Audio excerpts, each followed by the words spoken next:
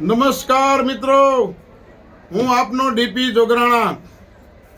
મિત્રો, આજ રોજ સૈતર સુદ પૂનમ એટલે હનુમાન જયંતિ. કળયુગની અંદર જો કોઈ જાગતો દેવ હોય તો હનુમાનજી મહારાજ છે. અને આ વખતે એવા સંજોગો ભેગા થયા છે. પૂનમ અને મંગળવાર એટલે હનુમાનજી મહારાજનો જન્મદિવસ.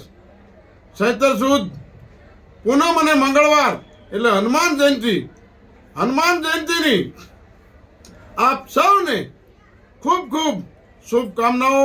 જીવનમાં ખૂબ પ્રગતિ કરો, સુખ શાંતિ અને સમૃદ્ધિ આપે એવી ભાવના સાથે હનુમાનજી મહારાજના શરણોમાં હનુમાનજી મહારાજ આપ સૌની મનોકામના પૂર્ણ કરે એવી હનુમાનજી મહારાજના શરણોમાં પ્રાર્થના કરું.